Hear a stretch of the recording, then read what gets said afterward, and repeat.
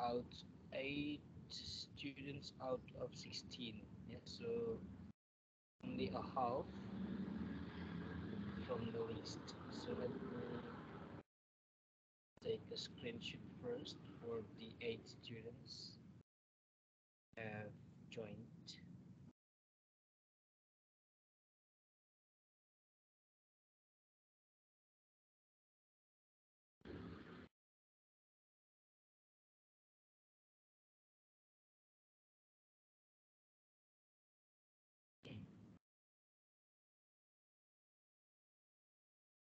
Okay, today we are going to discuss about your translation work. So I need you to present your maybe one student translate 3 until 5 sentences. So we'll be discussing about your translation process and result. Yeah. Wait a minute, please. As your presence list.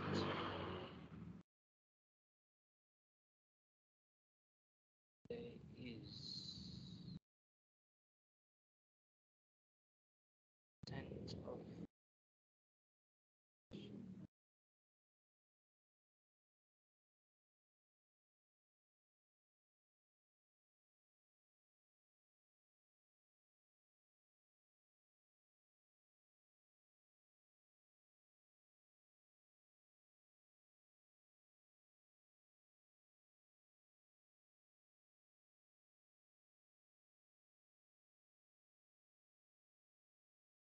yeah. Before we start our discussion for today, uh, Priska, could you please lead the prayer for this morning class?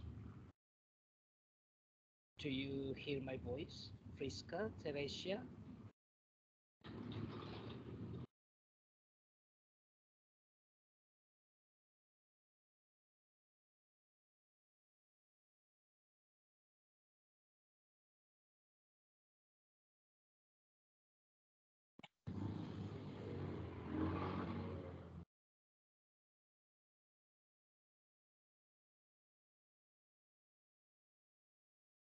Anyone who wants to lead the prayer for this morning class?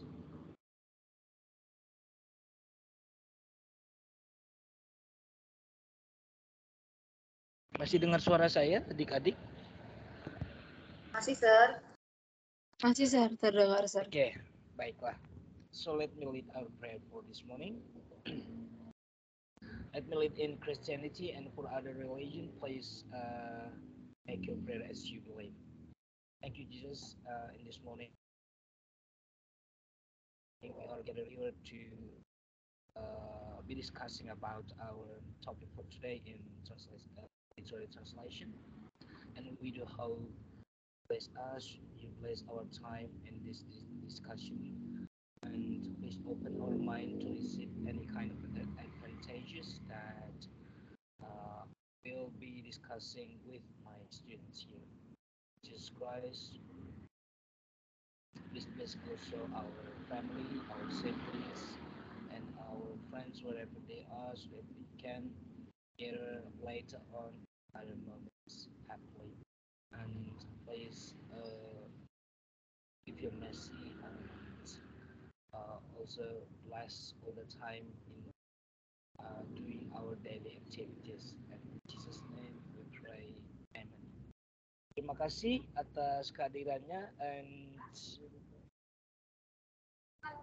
hari ini minggu ke-10 ya. So kita masih punya 5 pagi sebelum UAS.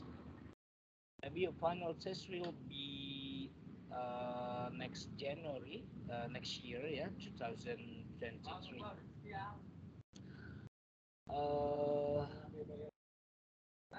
Saya mau cek satu-satu dulu. Kalian kalau nggak dicek satu-satu tuh nggak kelihatan itunya. Ketika saya panggil buka kameranya ya, adik-adik ya. Saya tergelitik sesekali ketika Zoom ini sepi, tidak ada suara. Ya, saya akan cek satu-satu. Coba dibuka kameranya. Ada Amanda. Iya, sir. Present, sir. Ada Charlie. Buka kameranya dulu, Charlie. Ada, sir. Thank you, Charlie. Irene Voice, Timothy.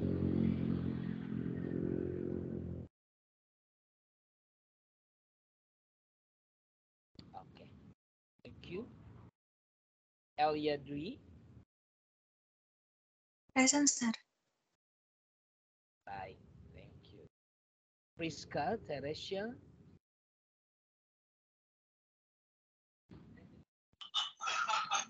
Halo, present, sir. Gabriela Yoanita.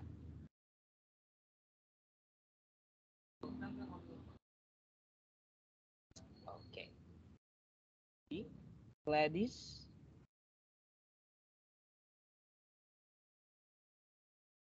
Miss Gladys Talia Ricci. Tidak hadir. Husna.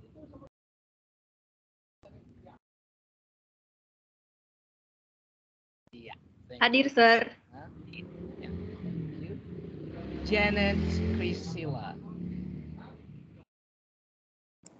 Hadir, sir. Thank you, Janet. Ada Juliet.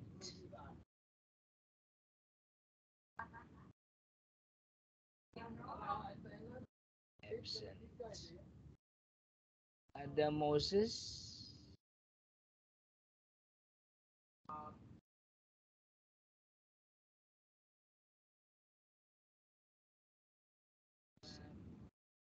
Ada Novelin.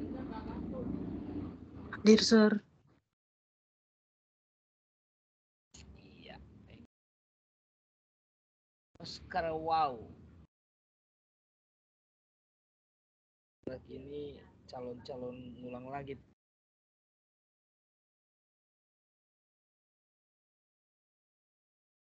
Tahun depan. Miss Pelangi Adelia. Are you here? Pelangi? Karena sedang hujan, pelanginya belum.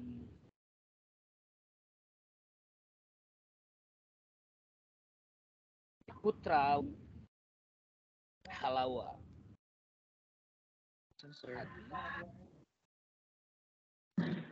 Oke. Rivel Vincent Uko.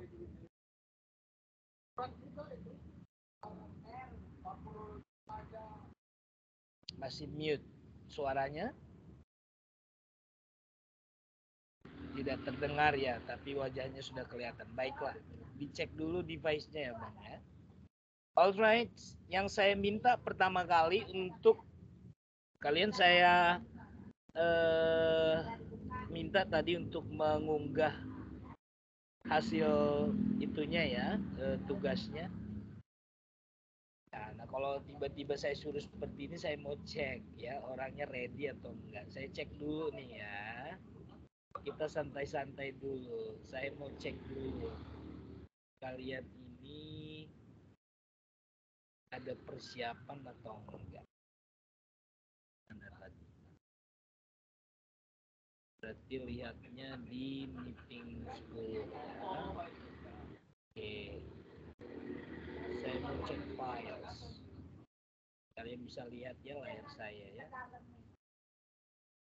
Yang sudah mengirimkan ada Amanda, Eire, Elia, Priska, Gabriel, Husna, Juliet, Moses, Novalin, Janet. 15 hours. Pantesan tadi saya panggil Moses nggak nyahut, tapi dia sudah mengirimkan. Sebentar. Moses. Oke. Siapa yang belum mengirimkan? Yang hadir saat ini?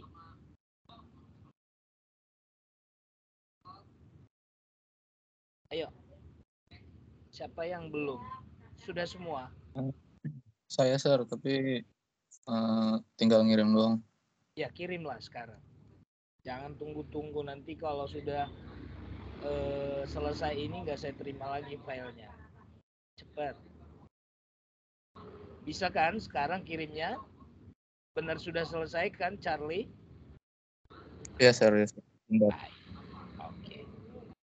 Nah, yang saya minta pertama kali untuk presentasi adalah Amanda. Kamu dari kalimat pertama dan 3 kalimat dulu deh di awal.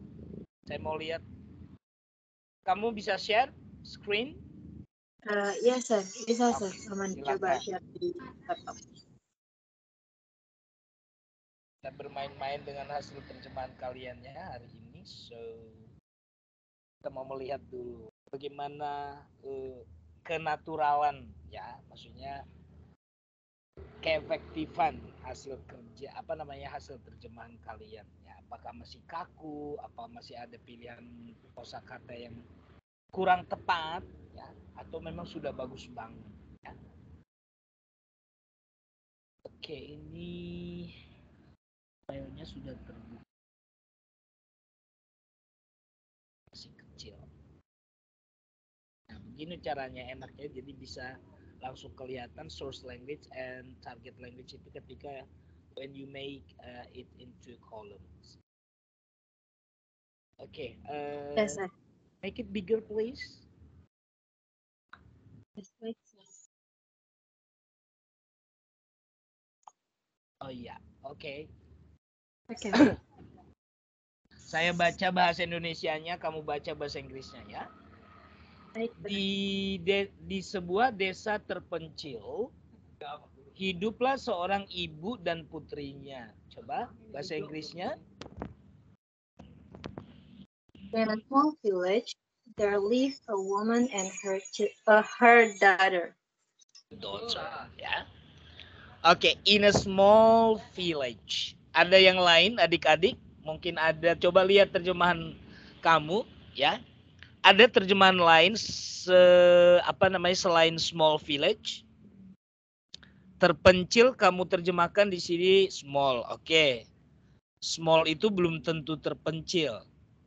Bagaimana biar dapat terpencilnya itu? Artinya ini kalau terpencil itu susah tidak ada transportasi yang khusus ke sana gitu. Mungkin masih melewati lembah-lembah. Ada? Ayo dong yang aktif dong adik-adik. Kan kita ini diskusi. Ya, pakai outlying, Sir. Apa? Pakai apa? Outlying? Saya pakai outlying. Outlying. Apa kalau diterjemahkan di bahasa Indonesia itu terpencil memang ya? Iya, Sir. Oke. Kalian pernah dengar kata remote? Pernah, Sir. Iya, Sir. Ya, itu kan biasa ya. Namanya remote itu berarti out of reach ya. Itu lebih ke boleh kamu tambahkan remote small village. Artinya desa kecil tapi remote, artinya out of reach from the town, artinya there is no any yang kalau dibilang desa terpencil seperti ya jalanan transportasi tidak ada ke sana gitu ya, alat transportasi tidak ada, paling ya memang melalui jalan setapak ya seperti itu ya, jalan hutan, itu namanya remote ya, terpencil. Oke. Jadi di sini kita ada sedikit penambahan remote ya. Oke, jadi dapat terpencilnya itu dari kata remote-nya. Kalau hanya small, desa kecil, mungkin di samping kota juga ada desa kecil, seperti di Bogor ada desa kecil, padahal Bogor itu kan sudah termasuk kota gitu ya. Oke. Kalimat kedua, nah ini adik-adik. Ada yang menerjemahkan selain their live? Karena ini di sini ada shifting, adik-adik. Shifting itu adalah Kalau kalian belajar dulu teori penerjemahan, shifting itu adalah kalau di sini tidak terlihat hiduplah, ya kan? Hiduplah ini kan kata kerja, nggak ada subjeknya. Subjeknya di sini malah di depan itu foregrounding verbs namanya ya. Kata kerjanya di depan, baru diikuti subjek. Di bahasa Inggris kan tidak seperti itu. Nah kamu Amanda, kamu dapatnya their live ini dari mana? Apa memang kamu sudah terbiasa? Apa memang ini kamu terjemahkan melalui Google Translate kah atau aplikasi lain? Hiduplah itu saya sepertinya pernah baca their live, jadi saya langsung tulis their live gitu, sir. Saya Baik, kayak merasa berarti tidak karena asing. betul, pengalaman kamu sering membaca mungkin karya sastra dalam bahasa Inggris mungkin jadi tersimpan di otak kamu ya. Jadi tanpa dipelajari pun kamu sudah kalau diterjemahkan hiduplah berarti their live ya, karena kalau kita sering membaca fairy tales written in English biasanya yang seperti itu ya. Once upon a time ya, dahulu kala, itu kan terbiasa ya. Kalau kita terjemahkan once upon a time kan sekali di sebuah waktu, jadi terjemahnya tidak natural. Tapi karena terbiasa kita membaca karya sastra dalam bahasa Inggris, kita langsung bisa menerjemahkan dari bahasa Indonesia ke bahasa Inggris dengan struktur yang bagus seperti ini. Nah, di sini ada shifting ya terjadi ya. Oke. Nah, bahasa Indonesia itu biasanya terjadilah sebuah ini, hiduplah ya, bekerjalah seorang ini. Jadi kata kerja malah di depan, subjeknya mengikuti, gitu ya. Tapi di dalam bahasa Inggris gak pernah live there, gak pernah ya. Jadi di sini ada namanya kalau di dumb subject ya, dummy subject, artinya subjek there di sini ini, there ini sebagai subjek ya, seperti there is, there are, karena di sini kata kerja, there live langsung ya, there live a woman and her daughter. Ini sudah bagus banget ya terjemahannya ya. Oke, kalimat kedua, putri itu sangat cantik. She, kamu kan versi Inggrisnya Neng, ayo Amanda. Yes, sir. She is very beautiful, but she has a bad attitude. Oke, kalau dulu, nah dari grammar ini kan ceritanya dulu Neng. Kenapa kamu pakai is? Ya, namanya juga fairy tale. Iya. Meaningnya sudah dapat, tetap kita ke terjemahan ya. Apa namanya? Definition. Kan gain the meaning first, sudah. And then the structure. Structure itu kan bukan hanya subjek, predikat, dan objek ya, tapi juga tense-nya, waktunya. Ya, because this is a story long time ago, ya. So we must use simple past, ya. Oke. Jadi she was very beautiful. Kalimat ketiga ya, terakhir untuk kalimat untuk kamu. Di sini kamu langsung jadikan seperti kalimat ini ya. Putri itu sangat cantik tapi dia memiliki perilaku yang buruk. Berarti she was very beautiful but she has a bad attitude. Oke. Dia sangat malas untuk membantu pekerjaan ibunya. Baca aja dulu yang sudah kamu tulis. She is very lazy and doesn't want to help her mother in chores. She is and doesn't. Nah, ini struktur bahasa Inggris yang bagus ini. Di sini kan kalimatnya non-verb ya. She is very lazy. Di sini kan kalimatnya yang menggunakan kata kerja. Jadi karena dia tidak paralel, jadi ketika ada and, karena dua kalimat, berarti she-nya harus diulang lagi. She is very lazy and she doesn't want to help her mother in chores. Ya, paralel. Artinya gini, ini tidak paralel dia, kenapa? Karena ini non-verb sentence and then and yang menyatakan harus sejajar dong.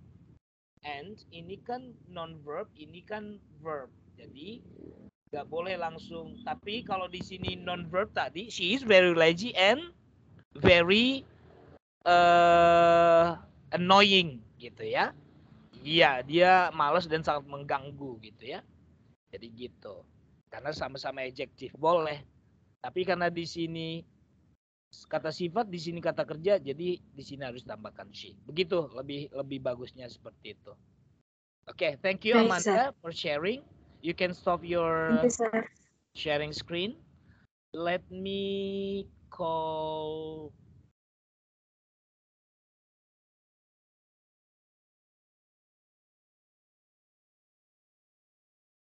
Charlie. Charlie, kamu di kalimat selanjutnya, Bang. Yuk. Bisa? Can you share your file?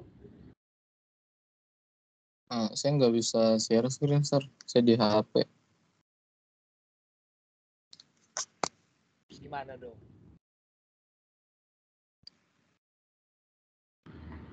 Oke. Sudah ya, saya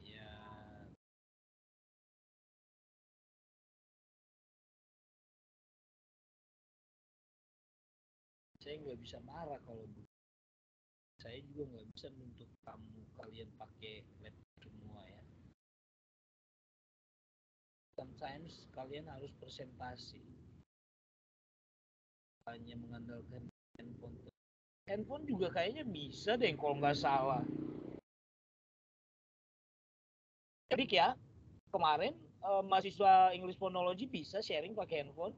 Kok handphone kamu nggak bisa? Charlie, ada apa? Bisa sepertinya kalau handphone. Bisa kan? Coba yang lain. Pernah kan sepertinya dulu kita pakai handphone bisa sharing file? Ayo. Iya, Sir. Bisa, Sir. Bisa. Kenapa handphone kamu nggak bisa? Ayo, alasannya apa, Charlie? Ini file kamu sudah ada di sini. Kirim file bisa, tapi sharing nggak bisa. Charlie, jawab dulu. Kenapa nggak bisa? Saya kalau dari HP saya nggak ngerti sih, Sir, gimana. Ntar dibantuin Amanda. Belum pernah sama sekali. Belum pernah, Sir.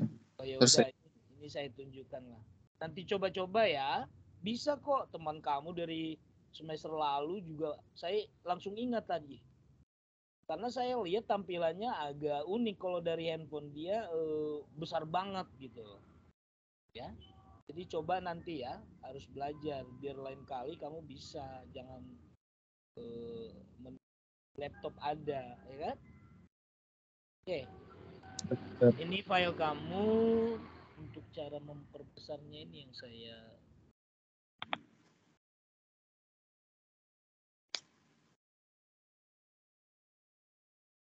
cara perbesarnya. Kalau seperti ini sudah kelihatan besar nggak di kalian?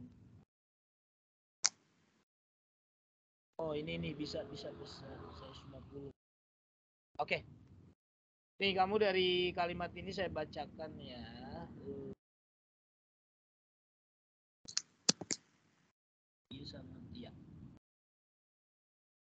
Setiap hari gadis itu hanya menghabiskan waktunya dengan mempercantik dirinya dan mengagumi kecantikannya di cermin, sementara ibunya harus bekerja keras untuk mencari nafkah untuk mendukung kehidupan mereka ini. Lihat ya, kebiasaan orang Indonesia kalau bikin satu kalimat panjang banget. Nah, saya mau lihat kamu tetap membuatnya satu kalimat atau kamu potong.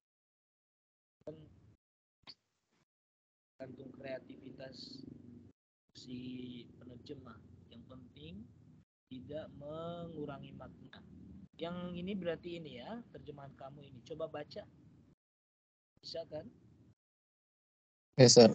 Every day the girl just spent her time beautifying herself and admiring her beauty in the mirror, while her mother has to work hard to earn a living to support their life. Okay, the same with Amanda just now. Why do you use simple present still? Ini jenis karyanya ini apa? Fairy tales kan? Yes, sir. Jadi long time ago ya. Berarti it was to be written in simple past ya. Tapi meaningnya sudah dapat. Every day ya biasanya kalau ada kata keterangan di depan kita pakai koma ya adik-adik ya.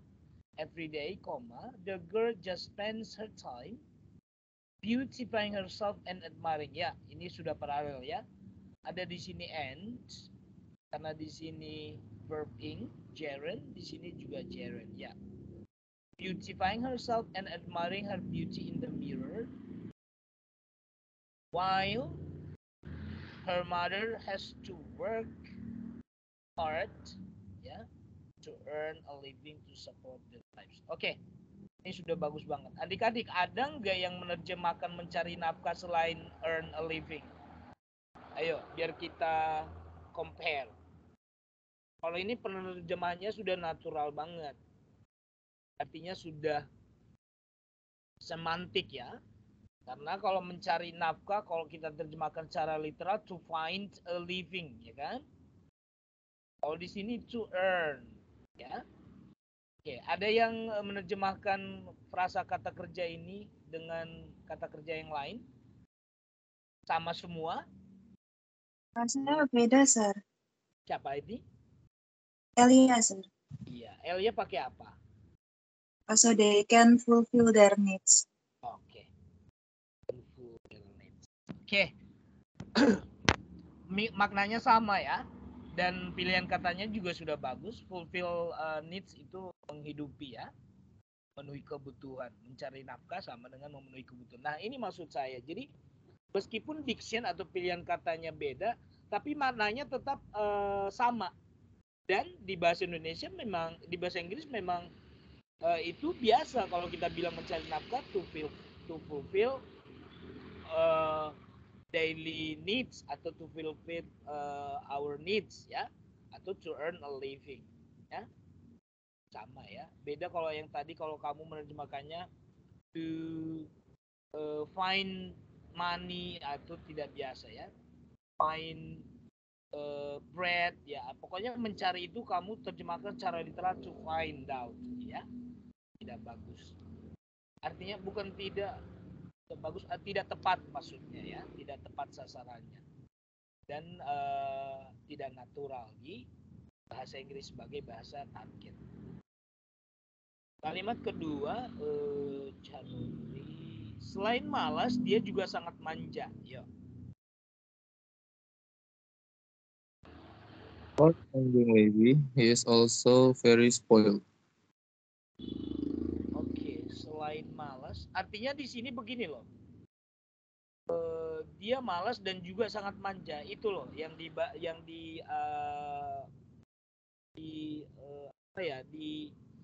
bukan dibandingkan tapi disamakan karena sama-sama negatif. Nah, apart from being lazy, he is also. Nah, kalau apart itu biasanya membandingkan ya. Apart from ya. Oke, coba nanti kamu lihat penggunaan apart from ini pilihannya untuk apa ya.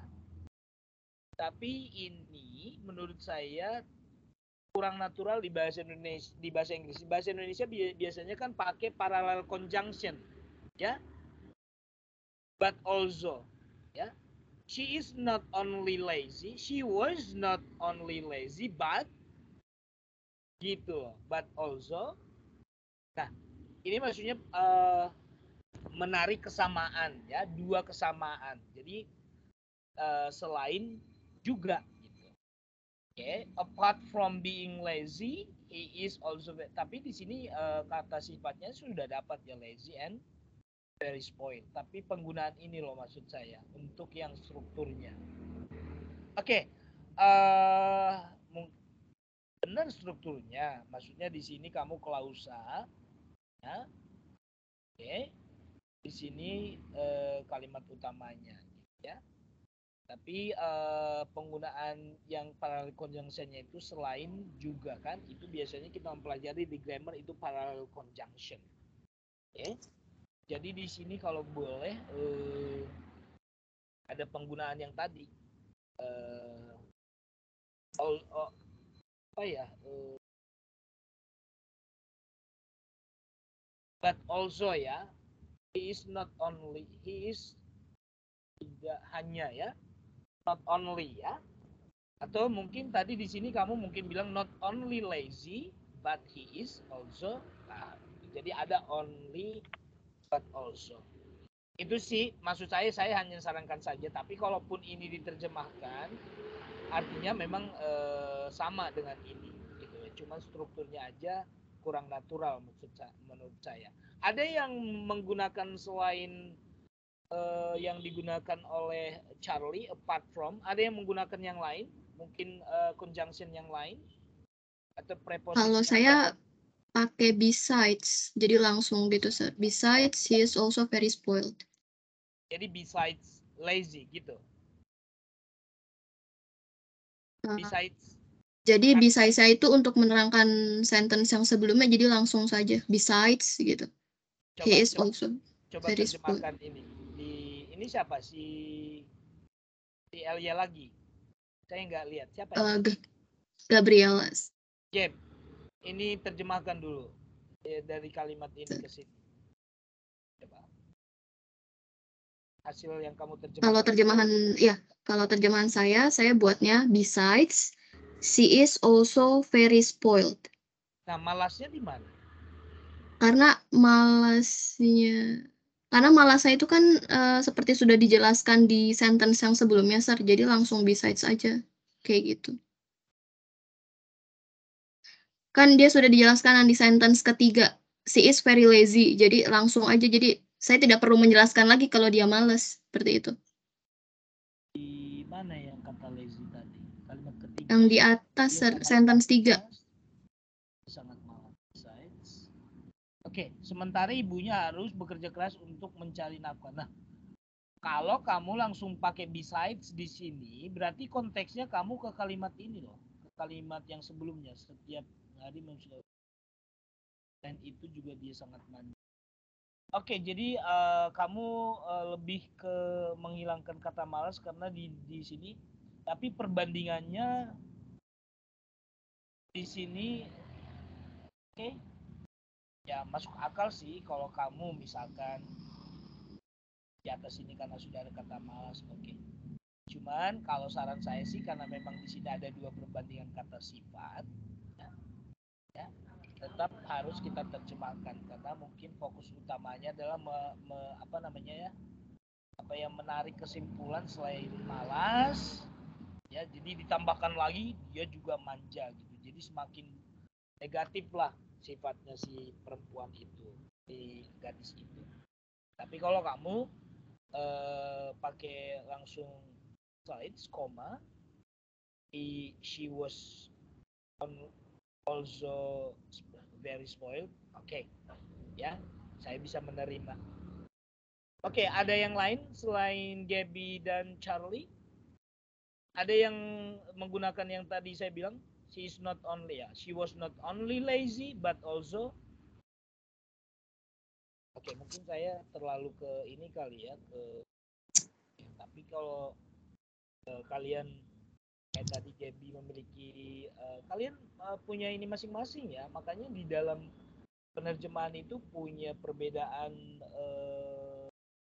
pilihan kata itu wajar. Yang penting saya selalu menekankan artinya jangan berlebihan, jangan terlalu banyak ditambahkan atau jangan dihilangkan. Pokoknya intinya jangan menghilangkan makna ya. Tapi kalau menambahkan keterangan ya boleh gitu. Kadang-kadang kan ada satu kata, apalagi khusus kata-kata budaya, memang harus ditambah penjelasan.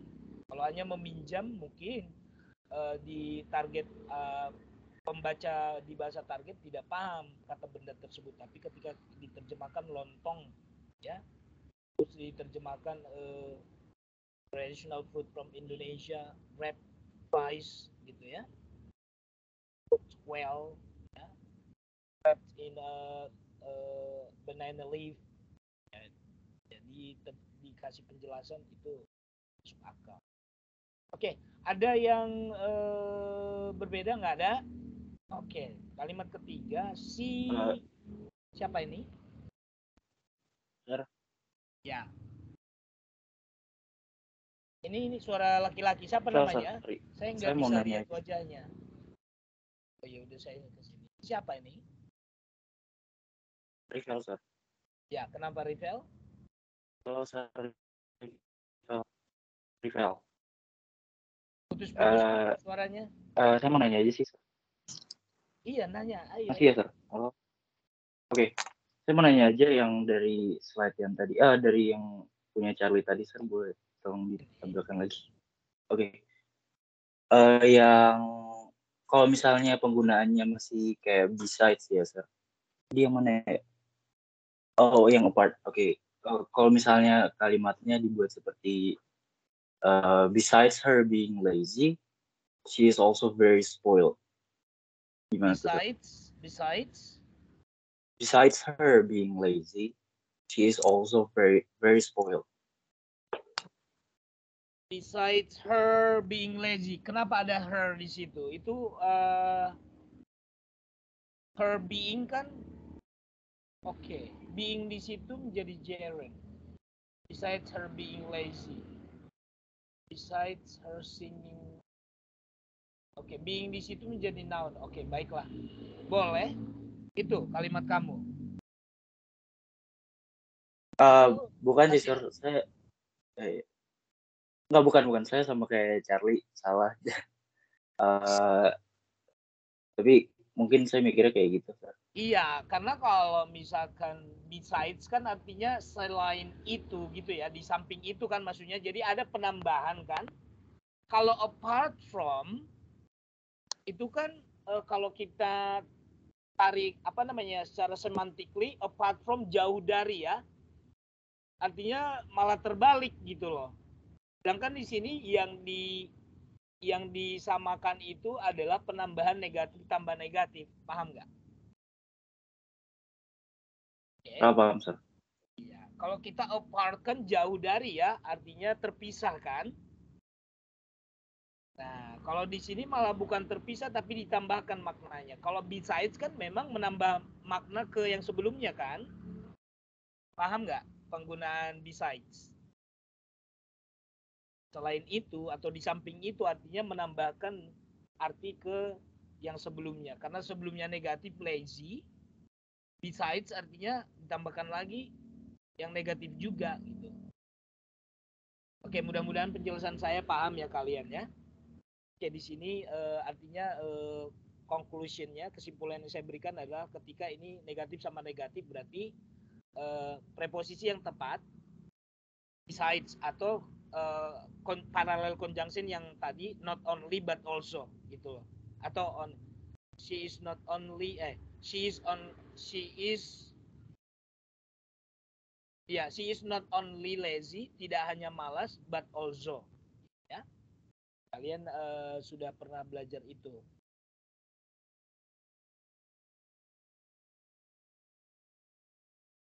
Selain dia selalu meminta diberikan sesuatu. Nah, ini yang saya menjadi fokus utama nih. Charlie, coba dibaca bahasa Inggrisnya. Dia selalu meminta untuk diberikan sesuatu dan jika tidak diberikan dia akan menangis. She always has to be given something and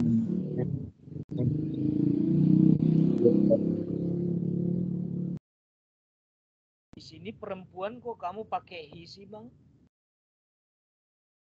Di atas she, kenapa di sini jadi he? Kadang laptop saya S-nya nggak ketekan, sir.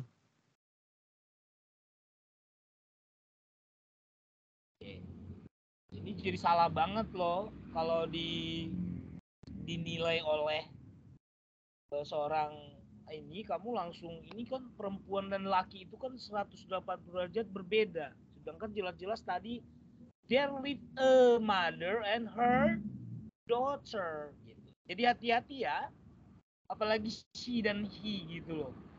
Makanya langsung aneh rasanya. Oke, sir. Baik.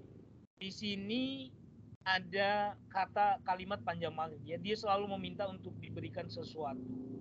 Dan nah kadang-kadang di bahasa Indonesia kita memang menggunakan conjunction yang berlebihan dan tidak melihat maknanya. Dia selalu meminta untuk diberikan sesuatu, dan jika tidak diberikan, nah kenapa tidak kita, ini kalimatnya kita pisah ya. Dia selalu meminta untuk diberikan sesuatu, titik. Jika dia tidak diberikan, maka dia akan menangis. Dan ini terlalu buat saya sih, kalau untuk sudah mengenal bahasa Inggris, artinya ketika saya lihat kalimat-kalimat bahasa Indonesia tuh kadang-kadang tidak kohesif gitu ya, dan menggunakan dan itu banyak banget, dan yang. Nah, jadi artinya ada kalimat utama dulu, dia selalu meminta untuk diberikan sesuatu. Tapi ya, jika dia tidak diberikan atau jika permintaan tersebut tidak dituruti, itu maksudnya kalimat ini, dia akan menangis. Oke. Tapi saya tidak mempermasalahkan itu karena memang bahasa Indonesianya seperti ini. Saya mau lihat dulu kreasi kalian, itu saja ya. Tidak mempersalahkan kalian mengikuti sama persis seperti ini. Saya hanya melihat pilihan kata kalian. Oke, he always asks, saya baca saja. He always asks to be given. She always asks to be given something. And if she's not given. Nah ini juga ambigu nih. Dia tidak diberikan. Tidak diberikan apa? Nah jadi ini terlalu Charlie. Coba kalau saya langsung melihat inilah tanpa lihat konteks yang lainnya. He is not given. Dia tidak diberikan. Agak kaku nggak sih kalau di bahasa Inggris? She is not given. Tadi saya mau nulis if she's not get it, she will cry. Nah, tapi saya takutnya malah keluar dari translate-nya, Sir. Oke, gini. Kalau kamu menemukan yang aneh-aneh ketika diterjemahkan, itu kenapa? Karena di bahasa Indonesia itu terlalu kita banyak menggunakan kalimat pasif. Lihatlah di sini ya. Dari kata yang tadi juga udah ada yang pasif dia. Apa tadi?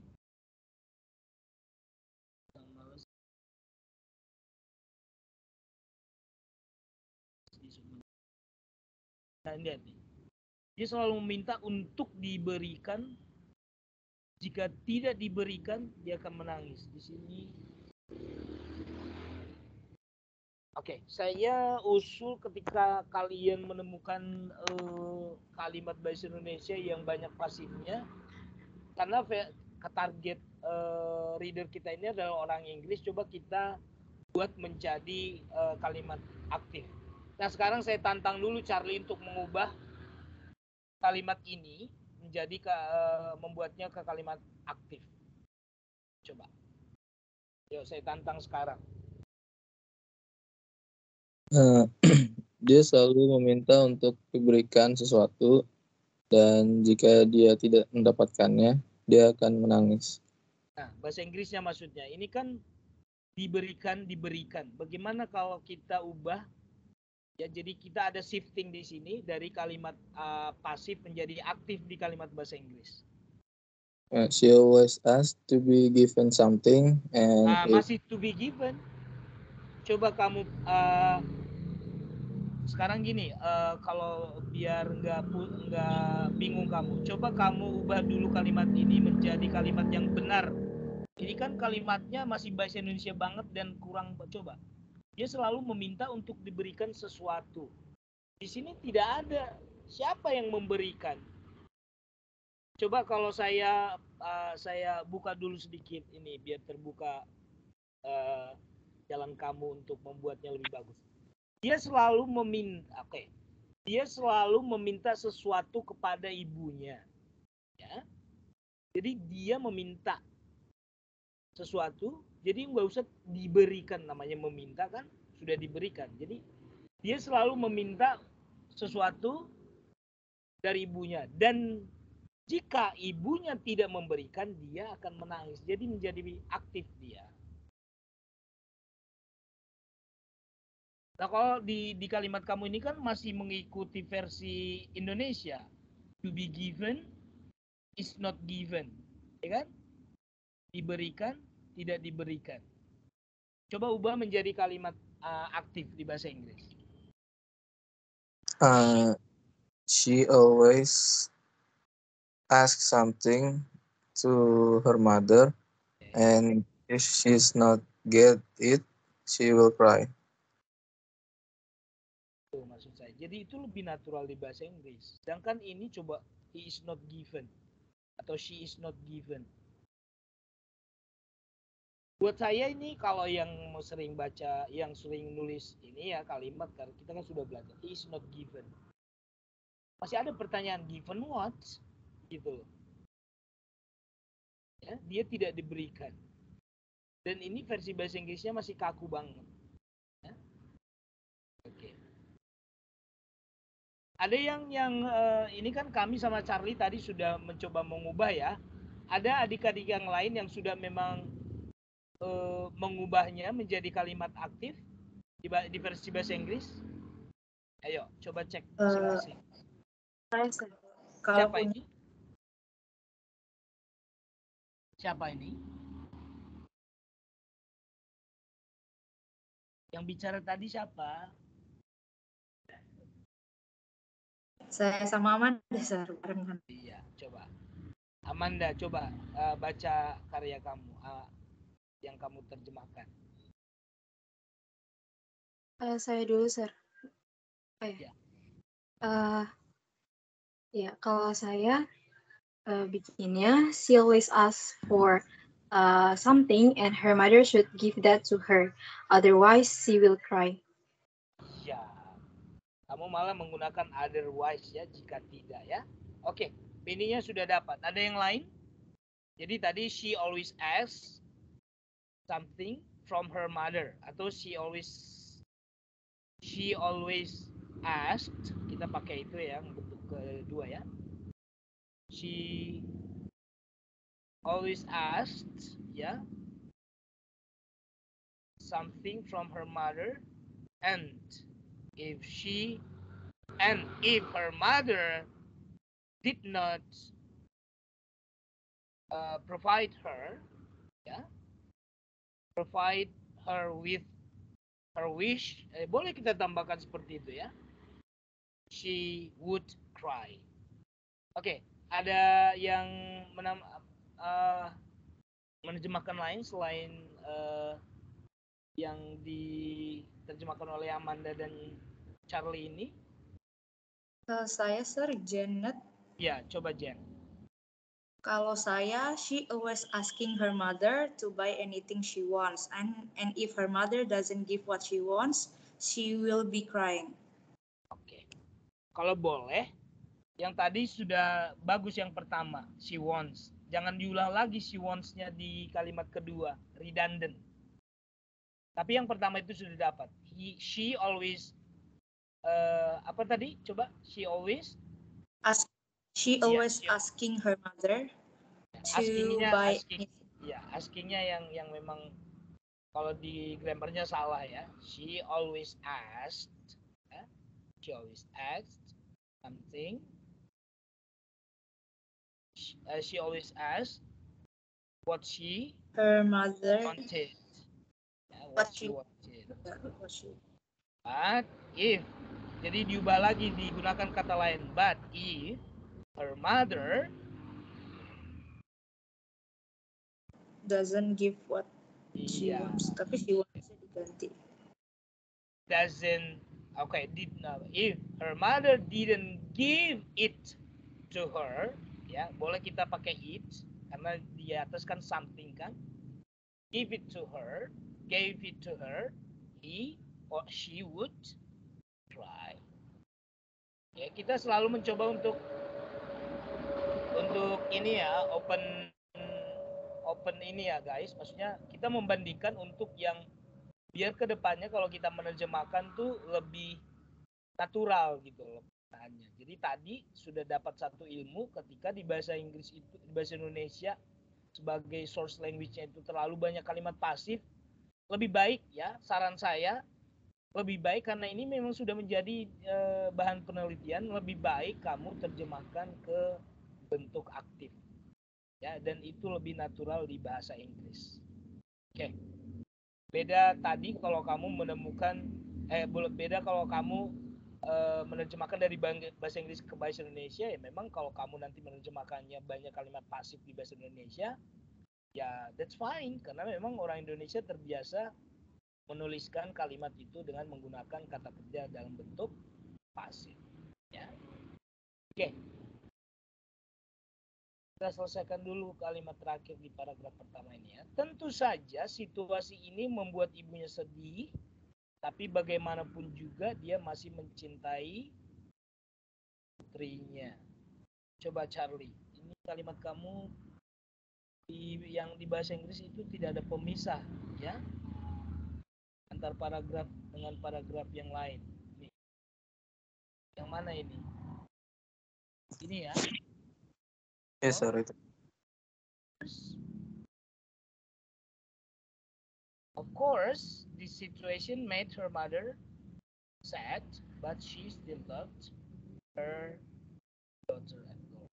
Okay, makes sense ya. Situation made her mother sad. Ya, nggak ada yang perlu ya dikulik di sini ya, artinya didiskusikan. Ada mungkin yang lain mungkin menggunakan pilihan kata yang lain atau of course-nya mungkin di tengah boleh ya. This situation of course made her nggak apa-apa karena itu of course itu kita diletakkan di depan di tengah. Yang lain ada yang mau memberikan komentar? Kalau saya nggak pakai made, sir, pakai mix. Makes. Kamu lebih ke menggunakan simple present ya, Neng? Ini siapa? Janet ya? Iya, sir. Kalau punya saya, of course, in this situation makes her mother sad, but she still loves her daughter no matter what. Saya mau tanya deh. Biasanya kalau kita bercerita tentang fairy tales itu, kamu pernah lihat kalau percakapan sih memang kalau dalam quoted mark itu kan dialog ya pasti selalu simple present. Artinya kan kalau kamu bercerita itu kamu menggunakan simple present ya? Harusnya past tense sih, sir. Iya, berarti kamu sudah paham itu, Neng. Kenapa kamu masih pakai makes? Gitu loh, Human dari error, awal. sir. Dari tadi kan, di sebuah desa terpencil hiduplah kan. Ini seolah-olah kita menceritakan masa lalu, ya kan? Apalagi ini ada suatu hari, ya kan? Suatu hari, ya. Di sini sudah jelas kita flashback, artinya kita memang menceritakan yang terjadi di masa lampau. Ya, jadi makanya dari awal saya bilang gunakan simple past. Beda kalau nanti ada dialog di cerita prosa itu kan, kalau ada dialog biasanya ada tanda kutip 2 diakhiri dengan tanda kutip 2, itu percakapannya biasanya langsung, berarti itu tensinya simple present gitu ya. Oke, nggak apa-apa Janet, yang penting maknanya make her, kan kita memang biasanya yang naturalnya make me sad, membuat sedih ya, itu udah biasa ya. Karena di sini nggak ada kata-kata yang memang. Tapi bagaimanapun juga, but ya ada di sini kata but ya. But itu sudah artinya berikan perbandingan ya. But. Oke, saya thank you Charlie. Saya Yes, sir. Nih. Ada Eire. Eire, kamu bisa presentasi bisa share screen? Bisa, sebentar.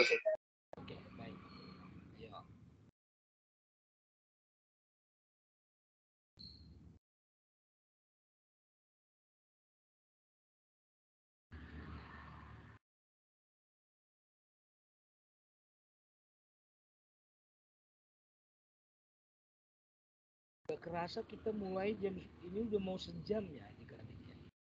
Padahal kita cuma ngebahas satu paragraf aja lama. Nah ini jadi nggak mudah menerjemahkan itu, apalagi kita diskusi ya. Ayo, kamu di paragraf kedua ya, Bang. Coba diperbesar. Can you make it bigger? Oke, sir.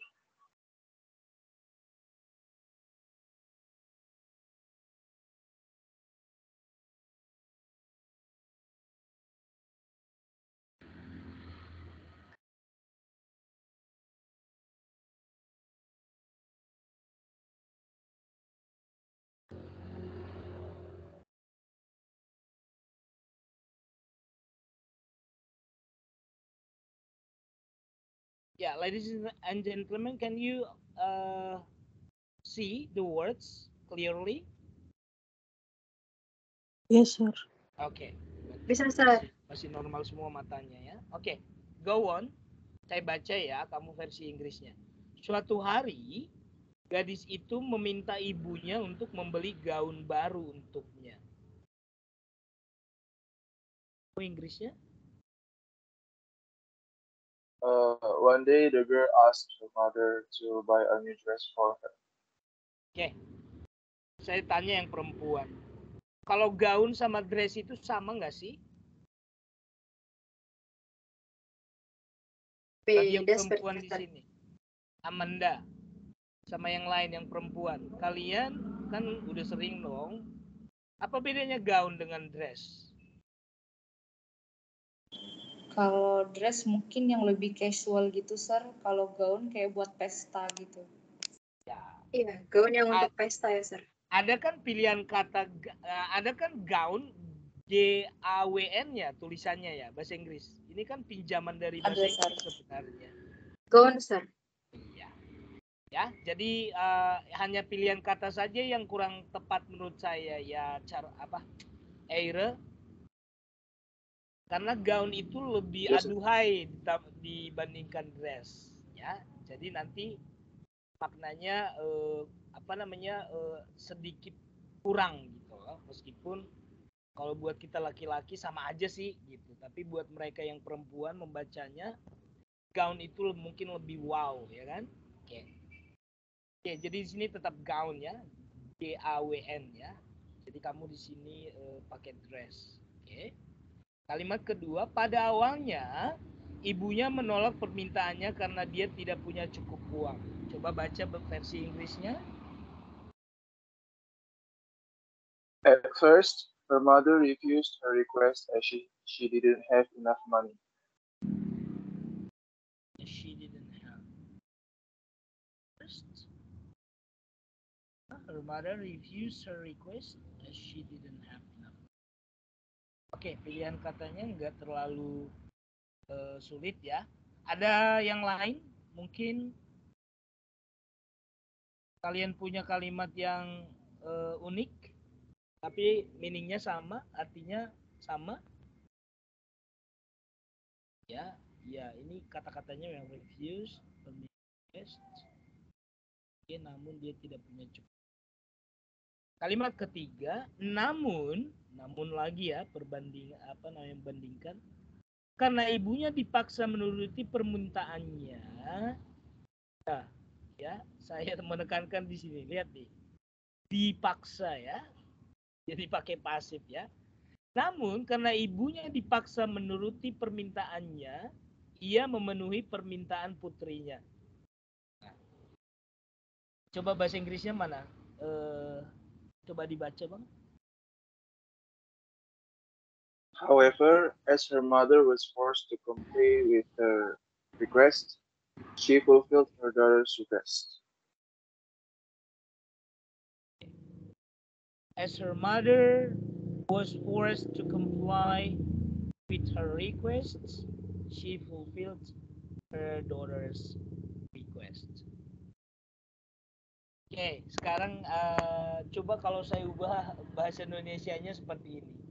Karena ini coba ya, buat saya sih bahasa Indonesia kurang elegan ya. Kemudian ibunya meminta, mana tadi? Namun karena ibunya dipaksa menuruti, siapa yang memaksa gitu loh. Jadi nggak jelas, ya. Karena ibunya dipaksa menuruti permintaannya, ia memenuhi permintaan putrinya. Namun dia memaksa ibunya untuk menuruti semua permintaannya. Jadi kita jadikan satu kalimat aja. Namun ya, dia memaksa ibunya, jadi memaksa, jadi lebih ini dong ya. Ia memaksa ibunya, jadi kelihatan kata memaksa ini kelihatan banget apa namanya perintahnya itu loh, strong verbnya ya. Namun dia terus memaksa ibunya untuk menuruti semua keinginannya. Coba langsung ubah kalimat saya itu ke bahasa Inggris. Aire. Namun, Apa tadi, Sir? Namun, dia memaksa. Jadi dia menjadi positif. Bukan menjadi positif, menjadi aktif. Kalau di sini kan dipaksa versi yang awal. Coba saya ganti versi kedua menjadi memaksa. Namun dia memaksa ibunya untuk menuruti semua keinginannya. however, she forced her mother to fulfill all her requests. To fulfill all her requests atau to fulfill all she wanted, ya. To fulfill or to provide her wish, ya. Jadi yang tadi yang saya tekankan itu adalah pengubahan dari pasif ke aktif. Jadi di sini yang ditekankan itu kan ibunya dipaksa. Bagaimana kalau kita yang menekankan dia memaksa gitu, ya? Jadi kita nggak menuruti formula yang bahasa Indonesia terus, ya. Kita ganti, meskipun di sini pasif, kita bisa mengubahnya di sini menjadi aktif. Selalu saya ingatkan karena versi bahasa Inggris lebih menekankan kalimat aktifnya daripada pasif, ya. Oke, kalimat ketiga. Kemudian ibunya meminta putrinya untuk menemaninya ke pasar. Yo, Aira, dibaca versi Inggrisnya. Then the mother asked her daughter to accompany her to the market. Then her mother asked her to accompany her to the market. Oke, gak ada pilihan kata yang terlalu riwah ya. Oke, thank you Aira. Saya ke Elia. Ada Elia tadi kan? Elia, Yes, sir. coba kamu stop share dulu ya Bang ya. Elia, kamu bisa share screen? Saya minta tolong Amanda buat share screen. Kamu berbagi layar bisa? No? Saya bantu share screen, Sir. Kenapa ya? Oh, Ma Amanda yang bantu. Iya, Amanda bantu. Oke, baik. Dari tadi kalian berdua ngomongnya bersamaan. Satu ini lagi samping-sampingan berarti. Enggak, Sir. Oh, enggak. Ya, kalau best friend biasanya gitu. Ini bahasa jangan terlalu besar. Nggak kelihatan bahasa Inggrisnya. Punya saya bahasa Inggris doang, Sir. Soalnya ngerjainnya di Google Docs. Laptop saya nggak bisa pakai Word biasa. Ini punya siapa ini? Nih. Jadi bahasa Indonesianya pakai teks saya, Sir. Lalu terjemahannya pakai teksnya Elia yang bahasa Inggris saja, Sir. Oh ya udah, coba. Yang mana nih? Bahasa Indonesianya ini. Ini bahasa Indonesianya yang kalimat yang keberapa tadi ini ya? Ini. Baiklah, tapi aku tidak ingin berjalan di samping ibu. Yang mana bahasa Inggrisnya?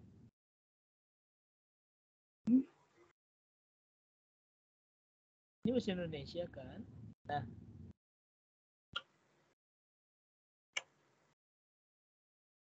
Oh iya. Mother must walk behind me. I'll be embarrassed if people see us together. Oke. okay? But I don't want to walk beside you. Ada yang terjemahannya ini terlalu, maksud saya okay-nya itu okay ya. Penulisannya okay memang seperti ini. Baiklah. But I don't want to walk beside you. Ada terjemahan lain?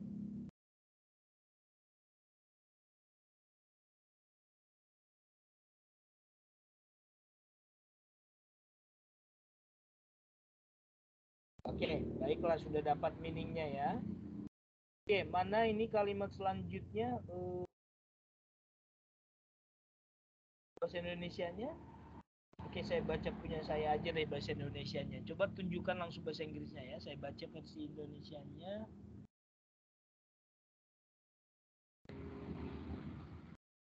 Baiklah, tapi aku tidak ingin berjalan di samping ibu. Ibu harus berjalan di belakangku. Aku malu jika orang lain melihat, katanya. Coba. Mother must walk behind me. Ini versi Indonesia banget ini. Ibu diterjemahkan my mother juga. Kalau di bahasa Inggris kan you aja kan, paham nggak? Kita ngomong ke ayah ibu juga atau ke siapa gitu kan pakai you kan, nggak mungkin kita mother come here. Ya, maksudnya apa ya, gimana ya? Ibu harus pulang kan, kita nggak bilang you mother. Agak kaku ya. Atau mother you have to go home ya. You aja gitu. Jadi nggak perlu kata mother. Ini masih Indonesia banget, versi Indonesia ya. Jadi mothernya ini kita ganti aja jadi pronoun you ya. You must walk behind me. I'll be embarrassed if people see us together, she said. Oke, ada penerjemahan yang lain selain yang people see us together?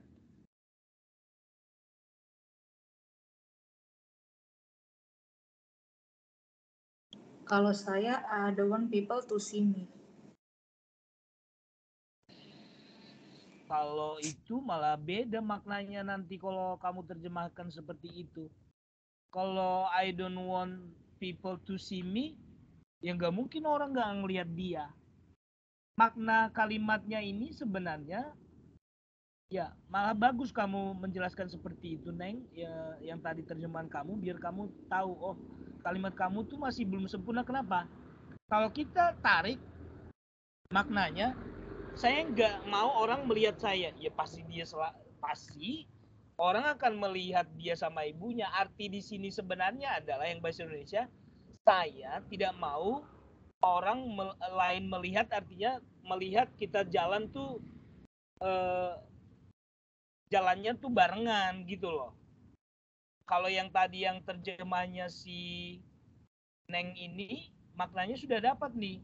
But to see ini if ya people see us together, artinya kalau mereka depan satu belakang satu kan nggak bersama-sama. Jadi kalau mereka samping-sampingan dia malu gitu loh. Jadi us together di sini sudah betul. Ya, jadi perbaiki nanti kalimat yang tadi, kalau to see me salah itu, maknanya nggak dapat. Ya, pasti akan melihat orang-orang tersebut. Ada terjemahan yang lain yang mungkin kamu merasa salah? Kalau if others see me, Salah juga. Pasti dia akan melihat mereka. Ini loh, penambahan ini yang bagus banget di terjemahan kalian. Di bahasa Indonesia nggak ada loh. Artinya di bahasa Indonesia ini maknanya mungkin kita sudah tahu orang Indonesia. Aku malu jika orang lain melihat. Melihat apa? Artinya melihat kalau mereka itu berjalan bersama-sama. Makanya si putrinya tadi ngomong, ibu jalan di belakangku kan gitu. Ibu harus berjalan di belakangku. Aku malu jika orang lain melihat. Kalau kamu apalagi melihat Ya, apalagi kamu yang berjalan di depan, ibunya di belakang. Orang melihat kamu yang pertama. Malah kamu terjemahkan others see me, if others see me. Ya pasti orang melihat kamu jalan di depan kok. Paham maksud saya kan? Iya, paham, Sir. Gitu. Nah, jadi kita sebelum menerjemahkan itu guys, kita harus melihat melihat konteksnya dulu. Ya. Nah, ini yang ketika kita diskusi seperti ini artinya ada hal-hal yang memang kita harus maksudnya di dalam penerjemahan itu bukan it's not only about the text but also the context. Dua-duanya itu harus berbarengan. Ya. Nah, dan satu yang tadi ketika kita melihat di bahasa Indonesia misalkan meaningnya memang ini, aku malu jika orang melihat. Ini kan sebenarnya kalau hanya kita coba ini buang kalimat ini. Maksudnya kalimat sebelum-belumnya buang. Terus kamu hanya aku malu jika orang melihat. Itu kan belum jelas maknanya. Melihat apa? Artinya melihat di sini, melihat konteks yang sebelumnya. Artinya aku malu jika orang melihat ibu berjalan di sampingku atau berjalan bersama-sama dengan aku. Gitu. Ya, makanya di kalimat awal dia nyuruh ibunya berjalan di belakang dia. Oke, ini kalimat terakhir untuk kita bahas hari ini. Minggu depan saya putuskan kita bahas lagi lah sampai akhir ini ya. Ini kalimat terakhir saya baca. Jadi mereka pergi ke pasar untuk membeli gaun untuk putrinya. Kan kalimatnya aja terlalu banyak untuk ini. Jadi gimana penerjemahan kamu? Saya mau lihat. Di mana tadi penerjemahannya si Neng ini? Coba baca.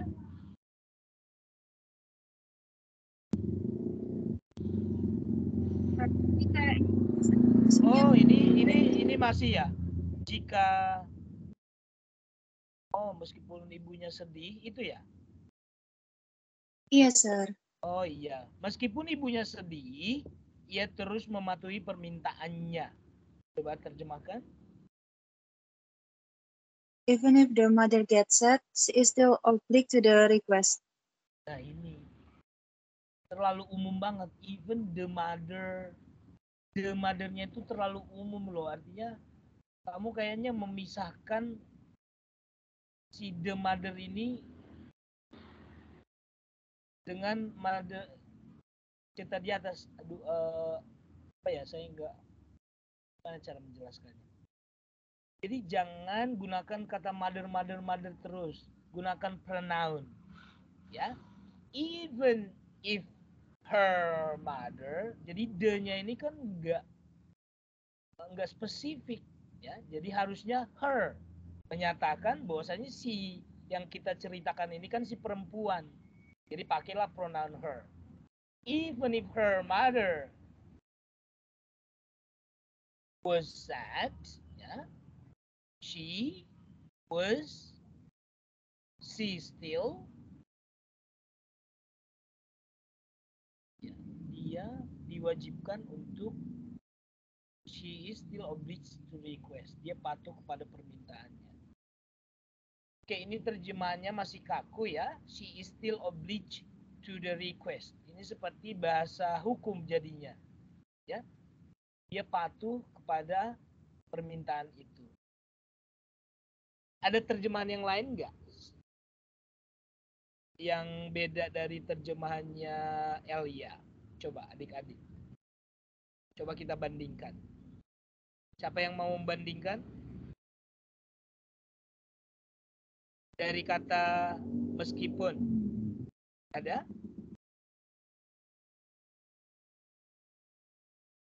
Friska boleh, Sir. Yo, silakan Fris. Bahasa Inggris. Although her mother was sad, she continued to obey her request. Oke, to obey. Ya, mematuhi.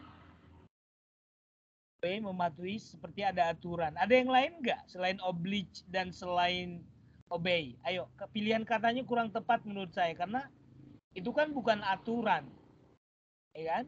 Obey dan oblige kan biasanya untuk kewajiban, tapi ini karena paksaan. Berarti menuruti di sini artinya apa? Pilihan kata yang lebih tepat. Ayo, yang lain coba. Novain mau coba, Sir. Ayo, coba. Even though his mother was sad, he continued to comply with her request. Oke, boleh ya. Kata comply with itu lebih tepat, artinya ini kan bukan aturan atau ini ya. Atau she ya. Tadi aja kata penggunaan yang biasa aja. Jadi dia menuruti berarti she gave what she asked. Ya. Her mother gave what she wanted. Gitu. Jadi menuruti di sini bukan mematuhi. Kalau oblige dan obey seperti ada aturan. Ini bukan aturan yang ada di undang-undang. Ya. Oke, bukan rules, ya. Jadi dari sini kita melihat bahwasanya ada kata kalau diterjemahkan ke bahasa Indonesia tetap mematuhi, mewajibkan, menuruti, tapi pilihan katanya sesuai konteksnya. Karena ini adalah percakapan sehari-hari tentang ikatan ibu dan anak. Nggak ada aturan-aturan yang hukum di sini, yang di undang-undang. Makanya kata kerja obligate, obey, ya itu tidak muncul di sini karena ini bukan tentang aturan. Oke, ya mudah-mudahan sudah paham. Kalimat yang selanjutnya bahasa Indonesianya ini apa ya?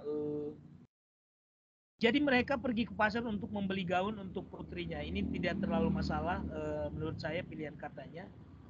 Nah ini nih kalimat terakhir di paragraf ini. Gadis itu berjalan di depan sementara ibunya berjalan di belakangnya dan membawa keranjang dalam perjalanan mereka ke pasar. Nih, kalimatnya panjang, bagaimana kamu cara menerjemahkannya? Aelia, coba dibaca terjemahan kamu, Neng. The girl walks in front of her mother and is holding a bag on the way to the market. Iya, the girl walks in front of her mother and is holding. Nah, lihat konteksnya. Saya mau tanya kamu, siapa yang is holding di sini? Karena nggak jelas di sini subjeknya.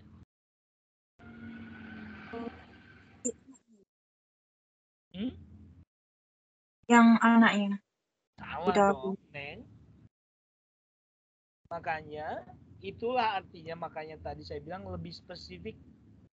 The girl walks in front of her mother who is holding. Jadi who ini merefer to ibunya.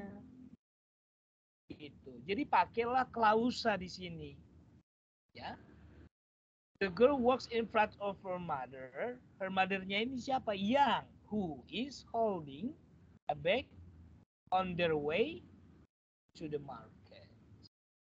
Jadi salah kalau kamu bilang yang membawa keranjang ini yang the girl ini. Ibunya loh. Yang lain sepaham nggak dengan saya? Yang membawa keranjang ini siapa? Ibunya atau anak perempuan Ibunya, itu? Sir. Ibunya, Sir. Iya. Ibunya, Sir. Ibunya. Paham ya? Oke. Jadi the girl was walking in front of her mother, ya, who was walking behind her and carrying a basket on their way to the market. Oke, kalian tandai ya, minggu depan kita mulai dari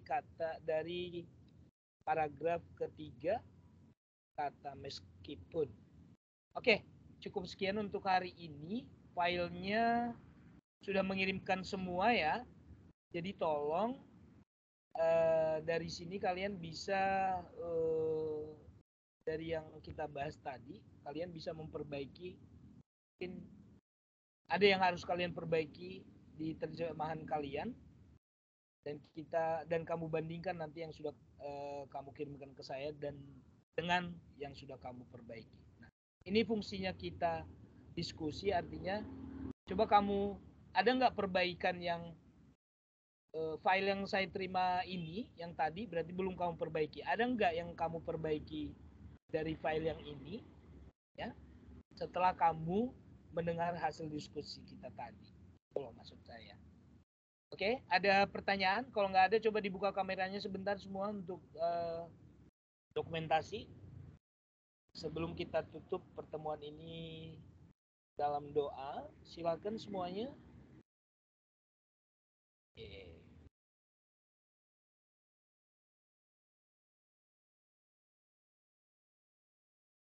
Artinya kalian teori penerjemahan juga masih kurang ya, adik-adik ya.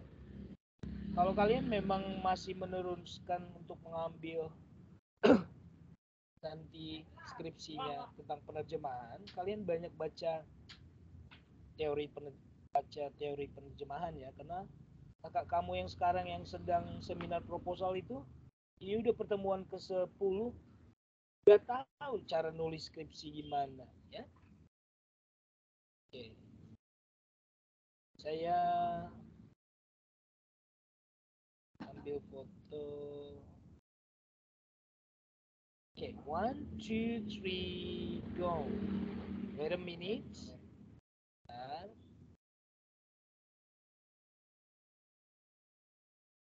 Kamu kalau nggak tahu teori, nanti kamu menganalisis data penerjemahan nggak bisa, teorinya aja kamu nggak tahu. Oke, 1, 2.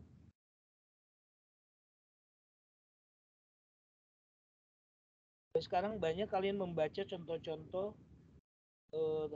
skripsi yang mengenai penerjemahan, biar nanti ketika seminar proposal kalian nggak bingung mau nulis apa gitu. Kebanyakan kakak kelas kamu itu nggak pernah baca contoh-contoh skripsi. Makanya ketika disuruh nulis kemudian bingung nulis judul aja, nanya ya saya nggak tahu. Saya pembimbingnya, saya kan saya kasih judul sekarang, kalau pembimbingnya saya sih nggak masalah. Saya sarankan kalian banyak membaca. Nah ini cara saya tadi menjelaskan yang seperti itu. Kalian bisa sebenarnya mengambil ilmu dari tadi, oh cara menganalisis sebuah terjemahan tuh itu gitu ya. Kayak tadi kalau misalkan saya bilang translation shift, itu kan sebuah pembahasan loh di dalam penerjemahan. Jadi kamu ambil topiknya tentang translation shift, ambillah data-data yang misalkan bahasa sumbernya itu bahasa Inggris kan biasanya kalian subtitle novel, tapi novel yang sudah terjemahkan. Kalau subtitle pasti kan, kalau filmnya Inggris pasti subtitlenya bahasa Indonesia. Kamu bandingkan lah, kalau bahasa Inggrisnya itu kalimatnya aktif, kok di sini pasif, itu masuk translation shift ya. Nah itu yang kamu analisis. Jadi kamu harus kuat di teorinya dulu. Makanya kemarin itu kalau nggak salah kamu metode penerjemahan, teknik penerjemahan, strategi penerjemahan, di dalamnya itu kan masih banyak juga. Metode itu ada 8 metode ya, satu metode aja kamu analisis dan sudah bisa. Jadi jangan nanti bertanya apa ya yang mau saya analisis, apa ya judul skripsi saya. Mulai sekarang, karena ini kalian kan mau menuju ke sana, mulai sekarang persiapkan otak kamu dengan membaca contoh skripsi. Karena ini kan kamu ngambil literary translation, pasti ujung-ujungnya ngambil penjurusan penerjemahan kan, betul nggak? Ya. Malah kemarin kakak kelas kamu yang sempro itu, dia malah linguistik murni, jenis-jenis figurative language, tapi nggak ada hubungannya dengan terjemahan. Ya harus, bolehlah datanya memang figurative language. Data pertama berarti jenis-jenis figurative language apa sih yang ketemu di subtitle ini. Nah, hubungannya dengan terjemahan apa? Berarti kamu ambillah penerjemahan figurative language ini di subtitle bahasa Indonesia, apa diterjemahkan. Ya, apakah dia diterjemahkan tetap figurative language, apakah diterjemahkan secara literal, apakah diterjemahkan dengan teknik borrowing atau apa. Nah, begitu caranya. Oke. Jadi saya sarankan kalian baca itu.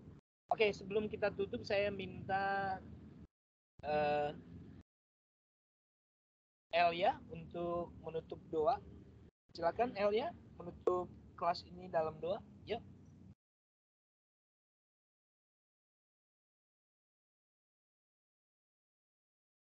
Okay, so before we close our class, let's pray together. Dear God, thank you for blessing us with this day. We're learning from Mr. Gunawan, and bless Mr. Gunawan and our friends so we can have a pleasant day ahead. Thank you, Jesus. Amen. Amen.